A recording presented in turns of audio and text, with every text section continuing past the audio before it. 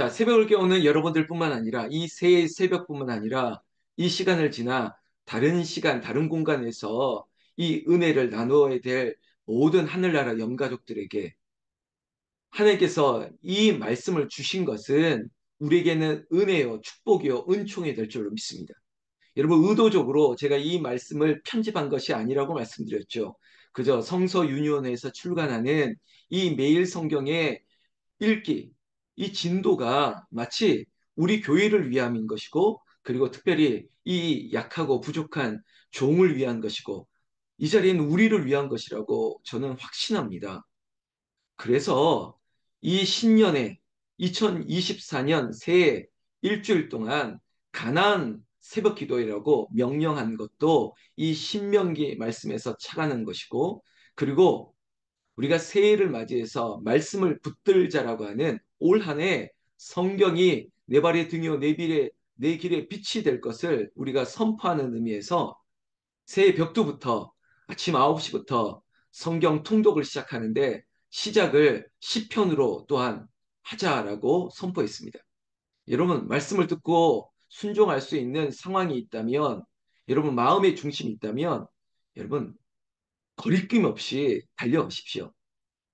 그렇다면 하나님께서 그 마음과 그 중심과 그 결단을 보시고 복을 주실 수밖에 없는 하나님이 그런 하나님이신 것입니다. 오늘도 이 신명기 시작하는 말씀 앞에 나와 우리를 향한 특별한 말씀이 있고, 그리고 저는 어제 2023년에 마지막 마치 마지막 한 끼를 금식하고 또 2024년 시작하는 새해 첫 끼를 금식하면서 이렇게 한 해를 금식하면서 가로지르고 있습니다. 그리고 제가 저희 집 모든 가족들에게 명령했습니다. 다 똑같이 금식한다. 아침에 뭐 떡국 먹는 거 없다. 다 금식하고 아침 9시에 모여서 말씀을 먹어라. 제가 이렇게 명령했습니다. 여러분 가장이기 때문에 명령했습니다. 아이고 꼰대다 이런 말을 하지 마시고 가장이기에 이 가족에게 가장 좋은 것임을 알기 때문에 금식을 선언하고 그리고 말씀을 먹으라고 하는 거죠. 명령입니다. 명령. 여러분 때로는 명령해야 될 때가 있습니다. 그리고 그 명령을 또한 순종해야 될 그런 순간도 있습니다. 오늘 제가 이렇게 시작하는 것은 하나님께서 모세에게 명령했고 모세는 그 말씀을 듣고 그 명령이 누구에게 선언해야 될 것이었느냐? 내 백성에게 선포하라고 그래 알아듣게 설명하고 가르치라는 것입니다. 그럼에도 불구하고 알아듣지 못하고 순종하지 못한다면 그 다음은 하나님이 하시겠다는 거죠. 그런 의미에서 이 신명기는 여러분 매일 성경의 앞부분 신명기가 무슨 말인지 그런 이해나 개론에 대한 것은 여러분들이 시간을 내서 한번 읽어보시면 좋고요. 분명히 이거는 두 번째 율법입니다. 신의 산을 거쳐 이제는 하나님께서 우리에게 주실 약속의 땅을 향해서 두 번째 거듭된 약속 그리고 우리에게 특별한 축복을 우리에게 주시고 있다는 것 기억하시면 되겠습니다. 그래서 오늘 주셨던 1장 1절에서 18절까지 말씀에서 은혜를 찾겠는데요. 매일 성경의 제목은 이렇게 정해졌네요. 광야와 가나안의 경계에서. 여러분, 광야 그리고 가나안 이 경계래요.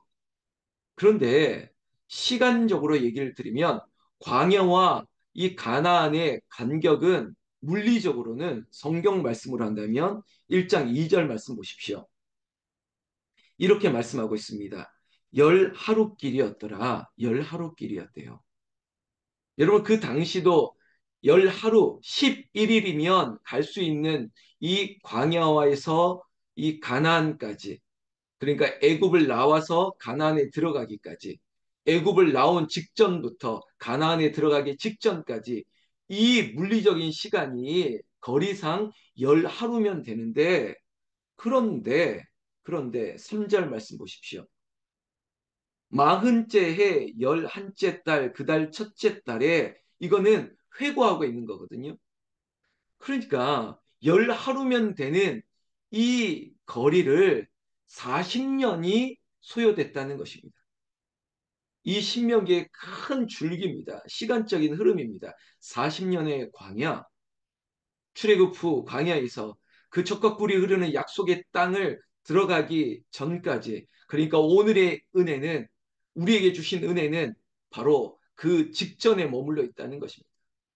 그리고 이 직전에 머무른 시간이 열 하루, 그러나 40년, 아니면 우리에게 있어서 50년, 우리에게 그 어떤 세월, 약속을 주신 후 그 시간이 한 달이면 될 시간을 넉 달이, 다섯 달이, 아니면 1년이 걸릴 수 있는 이 모든 것들의 시간의 결정은 하나님이 하신다는 것입니다. 여러분, 마음으로 아무리 계획을 할지라도 하나님께서 정하시는 것이에요. 하나님께서 결정하시는 것이에요. 우리가 제비는 뽑으나 그것이 결정 지우는 것은 하나님의 일인 것인 것처럼 오늘 우리가 이 간격에 있습니다. 이 간격에서 누구의 말을 들어야 될 것인가? 3절 마지막 구절에 보면 이런 말씀이 있습니다. 여호와께서 그들을 위하여 자기에게 주신 명령을 살렸으니, 이스라엘 자손을 위해서 여호와께서 모세에게 명령하고 모세는 이스라엘 백성들에게 그 명령을 또한 설명하고 있다는 것입니다.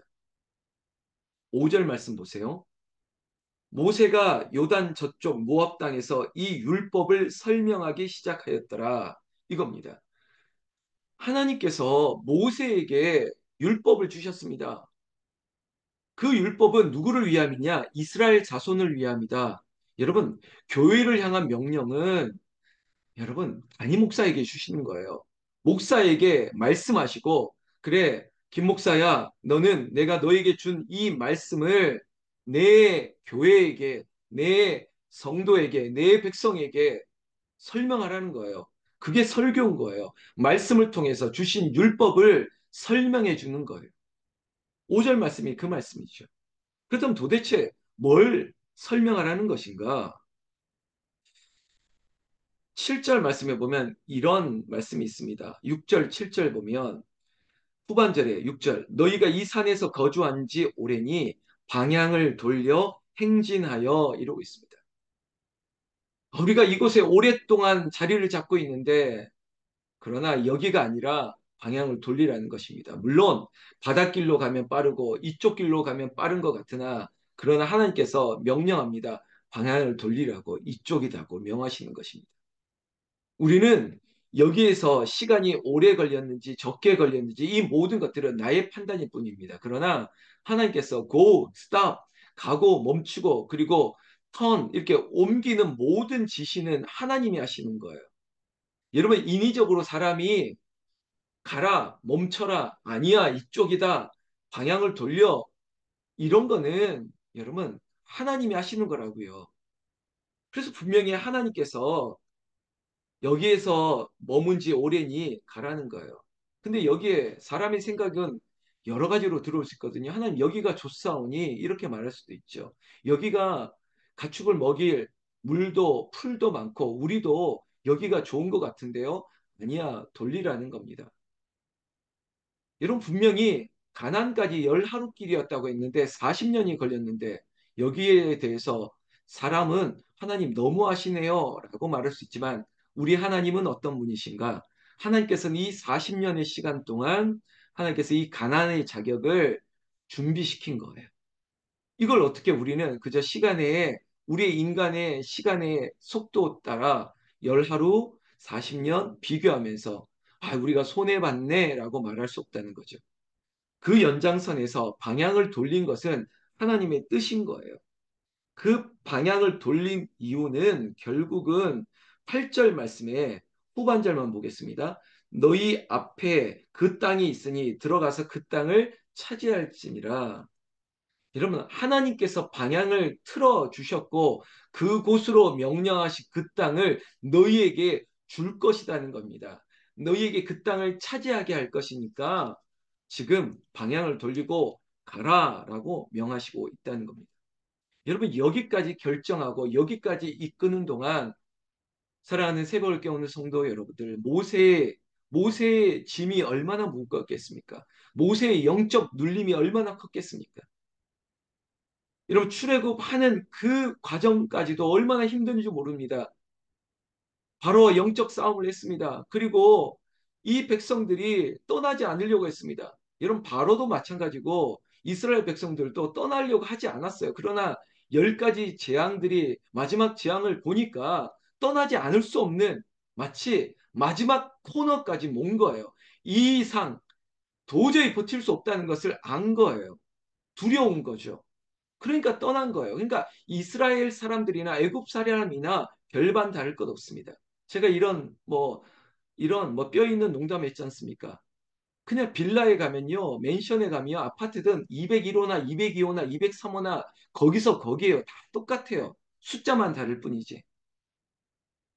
결국은 지금 가기 싫은, 여기서 머물고 싶었던 이스라엘 백성을 하나님이 끌고 나온 것이에요. 그리고 끌고 나와서 약속의 땅을 차지할 것이라고 했던 그 땅을 가는 동안에도 얼마나 많은 불평을 하는지 모릅니다. 너무나도 힘든 세월을 모세가 짊어지고 갈 때 모세도 인간인지라 9절 말씀 보십시오. 그때 내가 너희에게 말하여 이르기를, 이건 모세의 말이거든요. 모세가 회고하는 거거든요. 나는 홀로 너희의 짐을 질 수 없도다. 이런 모세도 인간입니다.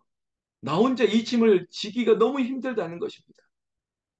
심지어 이 짐은 너희를 영도에서 이끌어가는 것은 하늘의 별과 같이 하나님께서 너희를 번성하게 하고 복 주시기를 위한 것인데 11절 보십시오.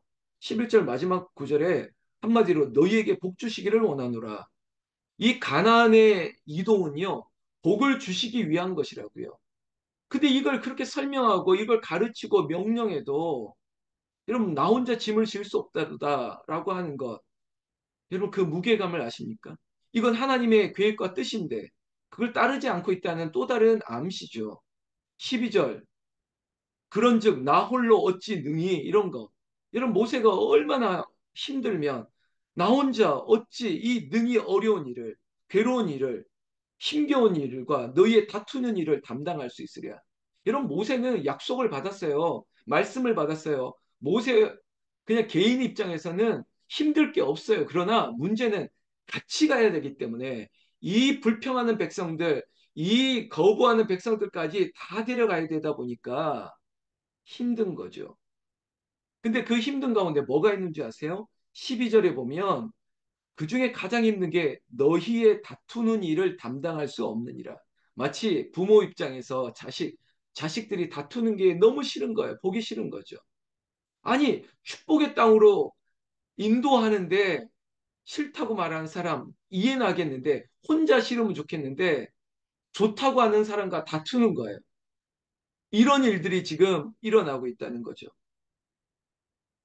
그러니 13절부터 쭉 얘기하는 건 뭐냐? 야, 이런 송사가 있고 이런 다툼이 있으니까 너희 중에 뭐 10부장, 100부장 뭐 이런 걸 세워서 이것들을 나 혼자 할 수 없으니 증인을 세우고 한번 들어보자 이런 거지 않습니까?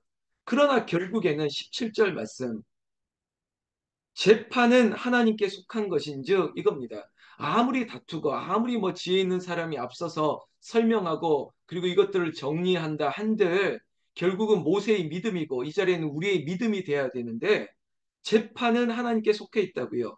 17절 너희는 재판할 때 외모를 보지 말고 귀천을 차별 없이 듣고 사람의 낯을 두려워하지 말 것이며 스스로 결단하기 어려운 일이 있거든 내게로 돌리라 내가 드리리라 하였고 이겁니다. 그 모세에게도 말하는 겁니다. 모세야, 어려운 일 있으면 나에게 말하라.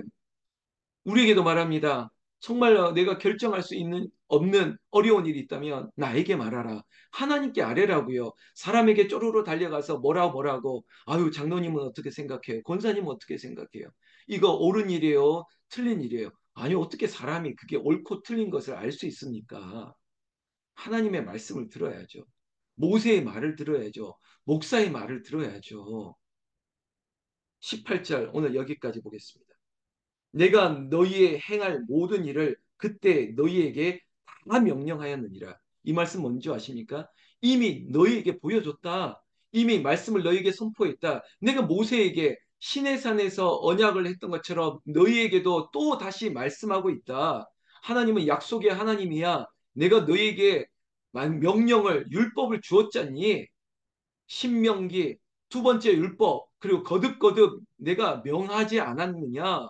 그걸 지키면 돼. 따르면 돼. 그걸 순종하면 돼. 그러면 하늘의 별과 같이 번성하게 될 것이야. 너희에게 약속한 복을 주실 거야. 그러면 그 명령을 준행하고 그 율법을 따라가면 돼.